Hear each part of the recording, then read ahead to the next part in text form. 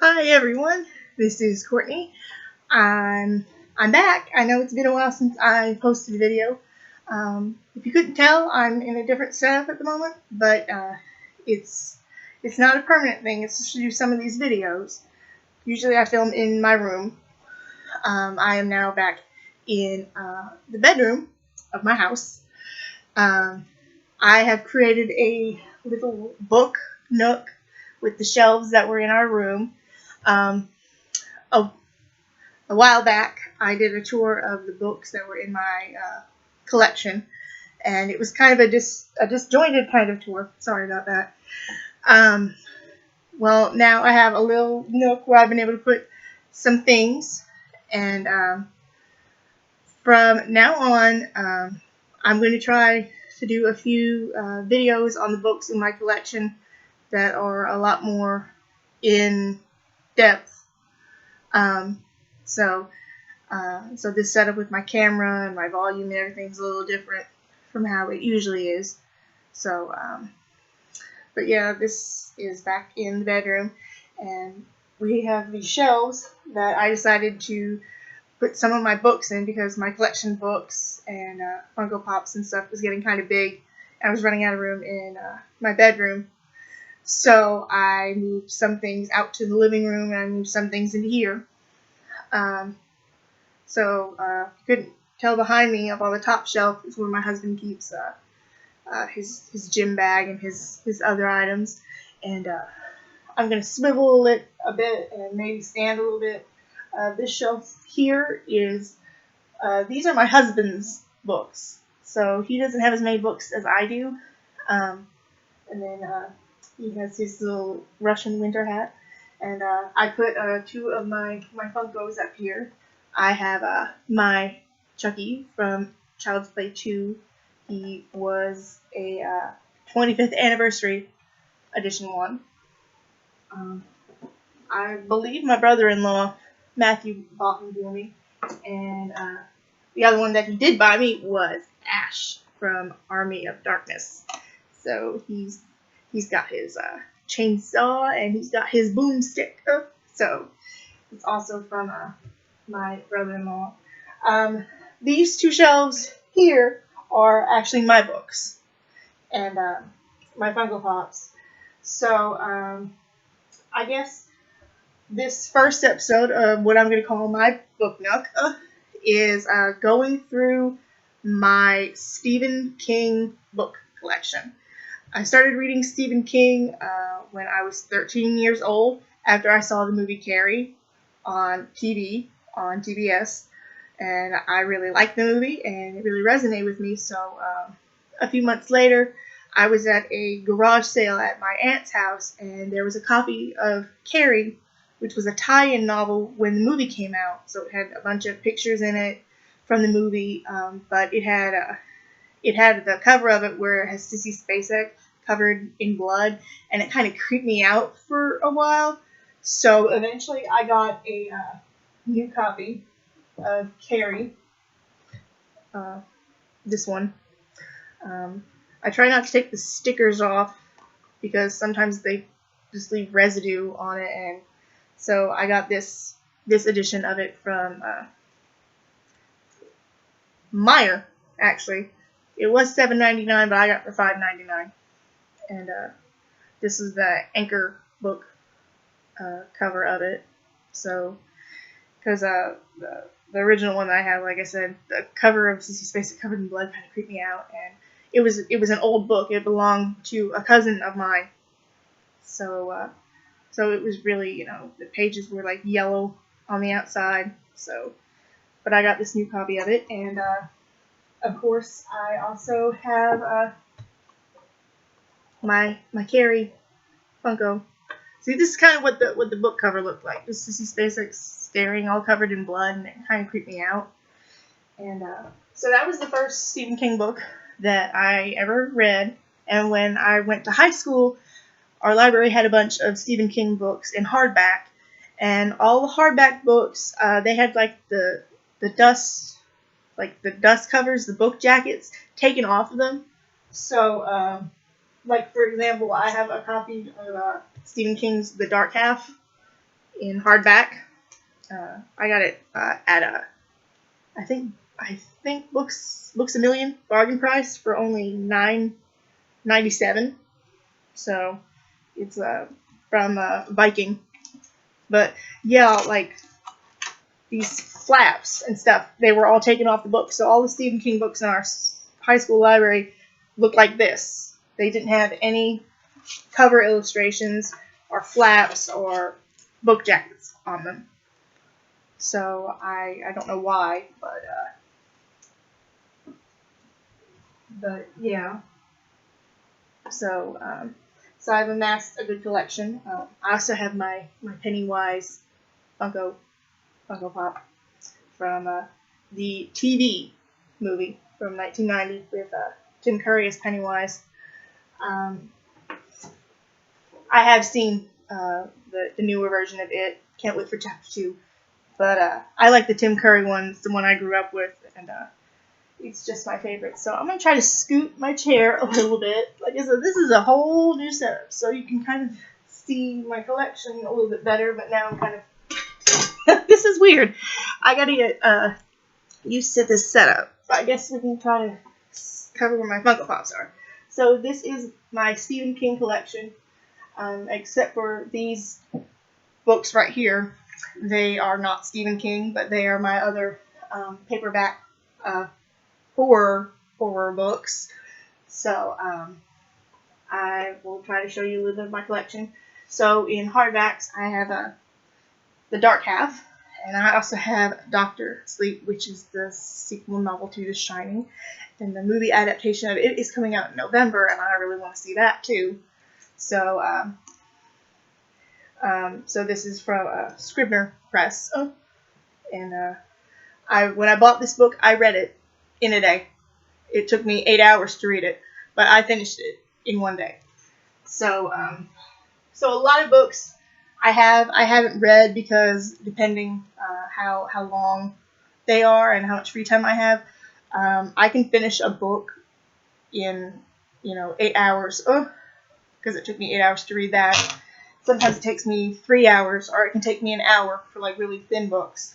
But let's see, what else do I have in my collection? I have Creepshow's illustrated Stephen King movie guide. So it's got a lot of pictures and all sorts of pictures and stuff about all the movie adaptations of Stephen King's works. Another thing that I got from the bargain area in the Barnes & Noble is the Stephen King Illustrated Companion Book. It's originally $29.95. I got it for $12.98. And it's a really good coffee table kind of book. And it talks about of course all of Stephen King's books, and it's got pictures and just all sorts of neat stuff. So illustrated companion. Okay, so going from the top here, I have Stephen King writing as Richard Bachman, Thinner.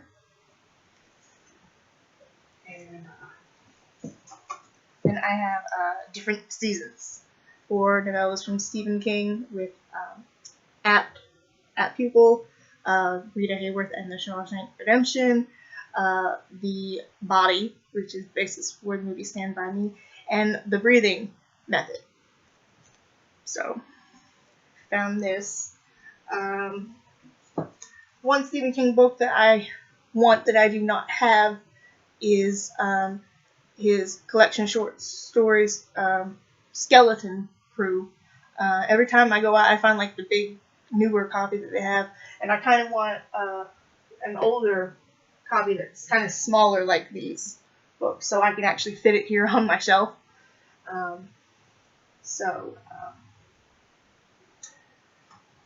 I guess I will go ahead and mention what I have here as well on my little horror shelf after I go through my Stephen King books.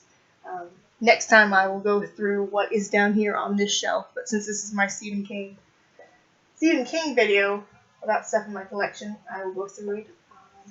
I have both of these are from Simon and Schuster editions of Pet Sematary and Salem's Lot, newly introduced by Stephen King.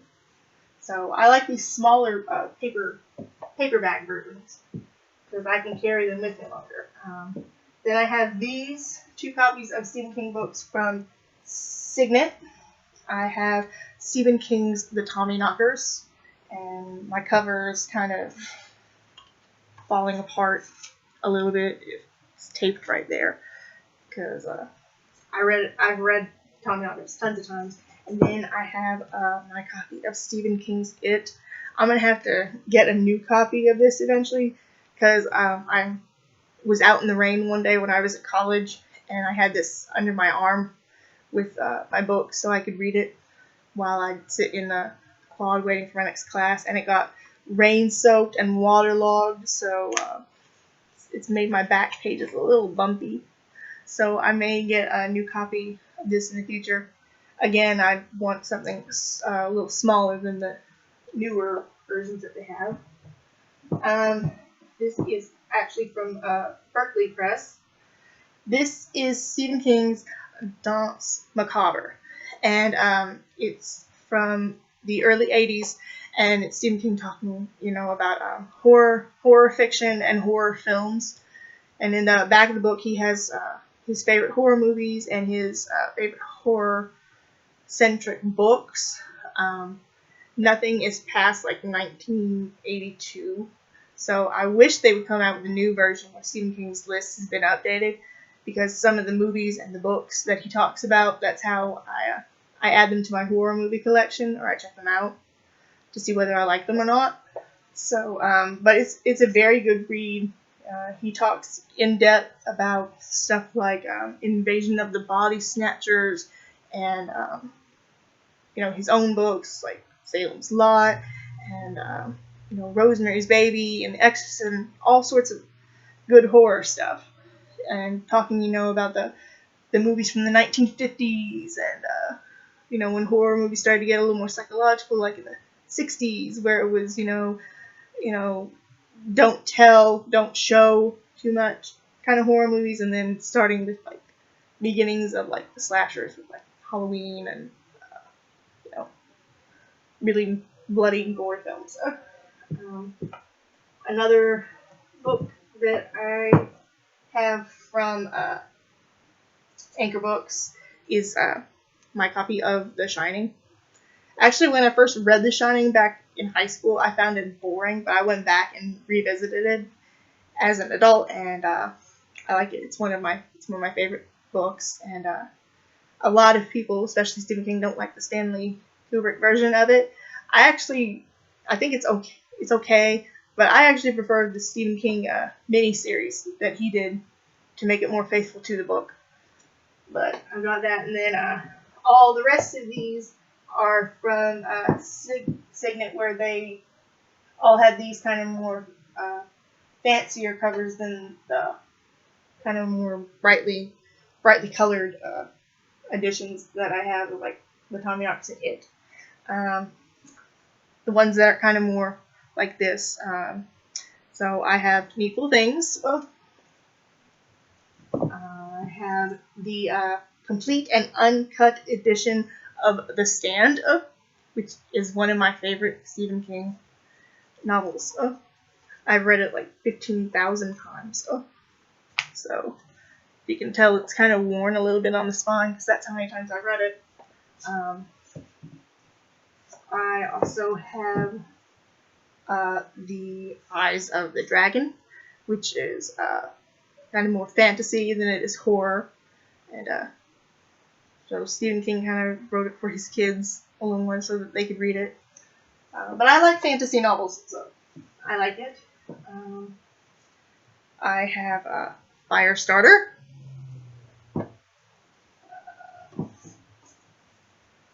Cujo. I had to buy this copy of Cujo because I found a copy of Cujo in a used bookstore, and it had the cover where it has the St. Bernard's mouth, and it's got all that rabid foam coming down its face. And just like the carry cover that I had of the book, it used to kind of squick me out, and because I just didn't like staring at this rabid, foamy dog face. So I got this edition of it so I could get a different cover. I got this copy of Gerald's Game because the original price of it is $7.99. I got it at a place called the Book Attic back in Louisville, Kentucky, where I'm originally from, for $4. So for a used copy of this, it doesn't look that bad. It's just worn around the spine, but just like any of my other books that I actually bought in a bookstore. So, and Gerald's Game, really good book. I like this too. I've yet to see the Netflix movie of it because I'm kind of wanting it to be out on DVD for me to buy it. So that, because stuff comes and goes from Netflix, and that way if it went away, I'd have a copy of it. Night Shift by Stephen King, one of his other short story collections that has had many, many movies adapted from it. Graveyard Shift, The Mangler, Sometimes They Come Back, Trucks, or Made into Maximum Overdrive, Lawnmower Man, stuff like The Ledge and Quitters Inc., which were in Cat's Eye, and of course, Children of the Corn. So, I have that. And then I have Christine. I had to get a new edition of Christine because I took it to work a long time ago, and I had a bottle of tea in my bag, like in a thermos kind of thing, and the thermos leaked. So tea went all inside my bag and waterlogged into my book. It was bloated, and I had to get a new edition of Christine. So, and of course, most of these books that I had the movie adaptations on DVD. I'll probably talk about those around Halloween. I have Misery. And the last book in my Stephen King collection that I have is The Dead Zone. So those are all my Stephen King books. I'm still looking for a copy of The Skeleton Crew. I'm not sure if I want to get any more Stephen King novels. It's not that I don't want to read them. I've seen movie adaptations of some of them. My mom had a copy of Dreamcatcher by Stephen King. I tried to read it, and I couldn't get into it. So when my mom had to move, she asked me, "Do you want to take the Stephen King book?" And I was like, "No, not really." But I liked the movie, so kind of giving you a little bit of my taste of what I like. So, of course, I went through different seasons and thinner. So, but I decided to put some more horror-centric books here with my Stephen King stuff, since I have so many books, and since they're about the same size. So, I guess I'll go ahead and talk about those since they're on this shelf. And like I said, next time, so this video won't run too long, I'll talk about what I have down here. And then eventually, other books that I have back in my room, I will bring them here to my little Book Nook, and I will talk about them. So, in some videos in the future, you will have this lovely Book Nook behind you. But I've already talked about the books, and so I guess I'll probably put those books up here, or maybe have them at a desk or a table or something. But I guess we go ahead and talk about the other books that I have here. Not like really like in-depth book reviews, unless people see this video and want me to give an actual book review on something. Down in the description for my video, I have all sorts of links and stuff. I have a link to my blog. It's called There's the Girl with the Blog at blogspot.com, where I've talked about movies in the past, and I'm kind of in the middle of talking about the Fear Street series by R.L. Stine. So I have some book reviews. Most of them are movie reviews. So if you want to check that out, where I actually give really in-depth book reviews and movie reviews. And even though some movies have been around for a long time, I try not to spoil them. And same thing goes for books, for people who have never read them.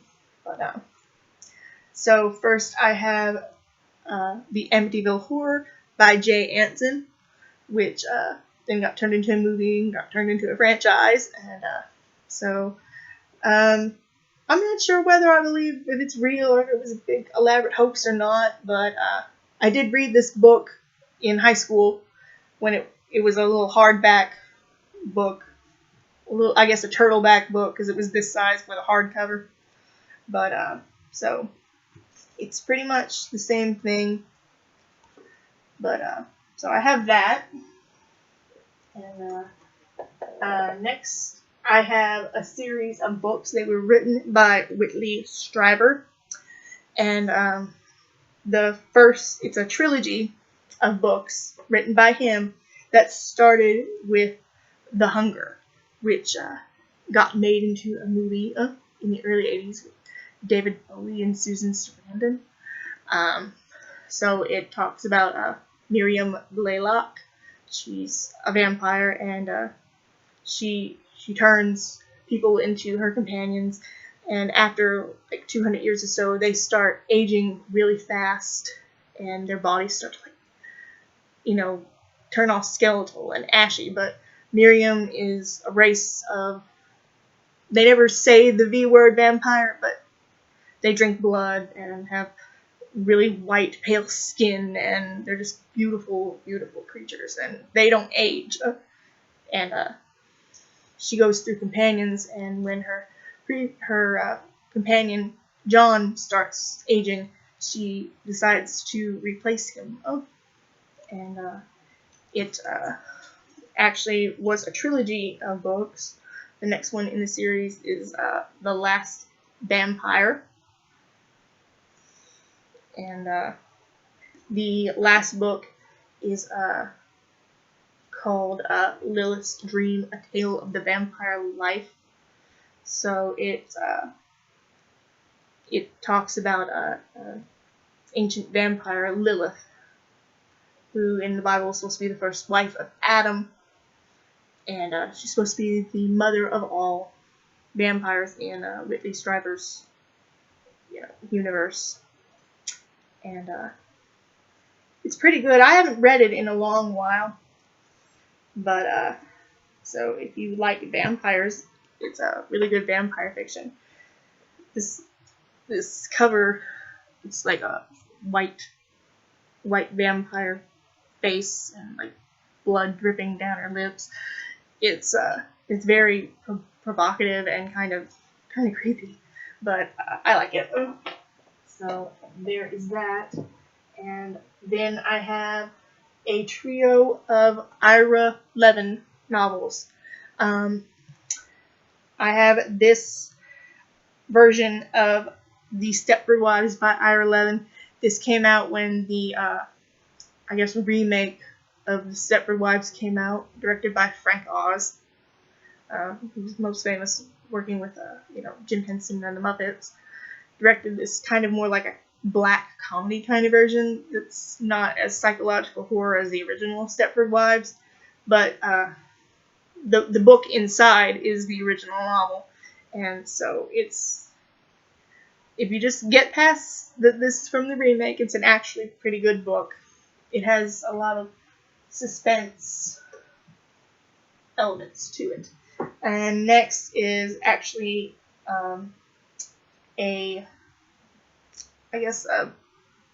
just a duology book of Rosemary's Baby by Ira Levin, and its sequel novel, Son of Rosemary. I actually found this at a Dollar General store where they have those little racks of paperback books, and I was like, I didn't know that there's a sequel to Rosemary's Baby. There's also a sequel TV movie called Whatever Happened to Rosemary's Baby, or Look What's Happened to Rosemary's Baby, something like that. But yeah, it's actually a sequel novel to Rosemary's Baby. And reading Rosemary's Baby is like watching the movie directed by Roman Polanski. He went to great lengths to follow everything that was in this book. So reading the book, watching the movie, it's pretty much the same thing. And this sequel novel takes place in 1999, and Rosemary wakes up from a coma that I guess the coven put her in, and her son, they call him Adrian, she always called him Andy. He is now a grown man, and so Rosemary wakes out of her coma. She gets reunited with her son, and of course, a lot of spooky things happen. And it actually has a really good twist at the end of the book. Some people will probably get angry at it. I thought it was kind of neat, but got that. So, and last two books that I have in my collection, along with my Stephen King books, since this video is running kind of long. But I ramble, so you should be used to that by now. This is actually a book that I got from reading Stephen King's Danse Macabre, because it's something that he talked about in great length, and there's a movie version of this book too, but he talked about the book so much, it's like, I'm going to try to find this book. I found the movie first before I found the book, but it is by Peter Straub, and it is called Ghost Story.